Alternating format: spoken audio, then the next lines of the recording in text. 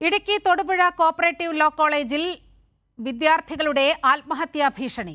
സമരം ചെയ്ത വിദ്യാർത്ഥികളെ സസ്പെൻഡ് ചെയ്യാനുള്ള നീക്കത്തിൽ പ്രതിഷേധിച്ച് 15ഓളം വിദ്യാർത്ഥികളാണ് കോളേജ് കെട്ടിടത്തിന്റെ മുകളിൽ കയറി ആത്മഹത്യാ ഭീഷണി മുഴക്കിയത്. മന്ത്രി ആർ ബിന്ദു വിദ്യാർത്ഥികളുമായി ഫോണിൽ സംസാരിച്ചു.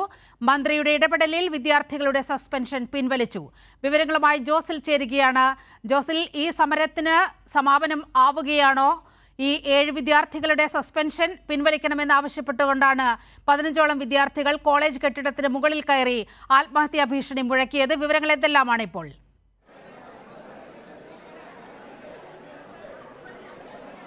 നീലിമ, ഈ അനധികൃതമായി ഒരു വിദ്യാർത്ഥിക്ക് ഇന്റേണൽ മാർക്ക് കൊടുത്തു എന്നാരോപിച്ചുകൊണ്ടാണ് വിദ്യാർത്ഥികൾ സമരം തുടങ്ങിയത്. വിദ്യാർത്ഥികൾ സമരം ചെയ്ത് ഇപ്പോൾ 4ാമത്തെ ദിവസമാണ് സമരം നടക്കുന്നത്. ഈ സമരം നടക്കുന്ന ഘട്ടത്തിൽ ഇപ്പോൾ വിദ്യാർത്ഥികൾ സമരം ചെയ്തപ്പോൾ അവരോട് പോയി ആത്മഹത്യ ചെയ്തു എന്ന് പറഞ്ഞുകൊണ്ട് 15 വിദ്യാർത്ഥികളെ സസ്പെൻഡ് ചെയ്തു എന്നാണ് വിദ്യാർത്ഥികളുടെ ആരോപണം. ഇപ്പോൾ ഈ കുട്ടികൾ ഈ കോളേജ് കെട്ടിടത്തിൻ്റെ മുകളിലായിട്ടാണ് സമരം ചെയ്തുകൊണ്ടിരിക്കുന്നത്.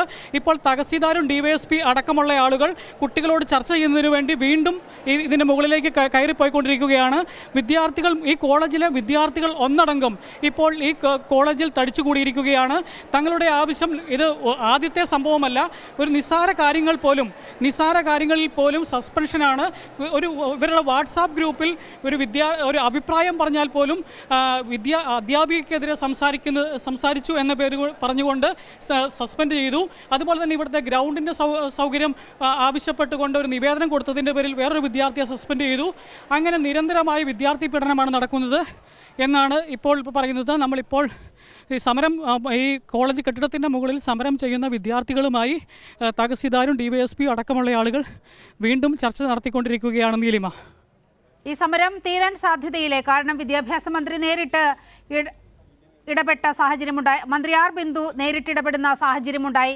അതുകൊണ്ട് തന്നെ വളരെ കൃത്യമായൊരു ഇടപെടൽ അക്കാര്യത്തിൽ ഉണ്ടാകുന്നു. സർക്കാർ സംവിധാനം വളരെ കൃത്യമായി അവിടെ ഇടപെടുന്നുണ്ട് എന്നാണ് മനസ്സിലാക്കുന്നത്. എന്തായാലും സമരം തീരാനുള്ള സാധ്യതയിലേ കാണുന്നത്?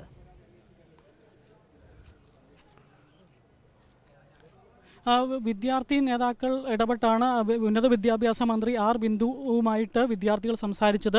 തുടർന്ന് ഇപ്പോൾ പ്രിൻസിപ്പാളുമായിട്ടും കോളേജ് മാനേജ്മെൻറ്റുമായി ചർച്ച നടത്തിയതിനു ശേഷം ഇപ്പോൾ തഹസീൽദാരും അതുപോലെ തന്നെ DYSP അടക്കമുള്ള ആളുകൾ ഇവിടെ ഈ കോളേജിന് മുകളിൽ സമരം ചെയ്യുന്ന വിദ്യാർത്ഥികളുമായി ചർച്ച നടത്തുന്നതാണ് ഇപ്പോൾ നമ്മൾ കണ്ടുകൊണ്ടിരിക്കുന്നത്.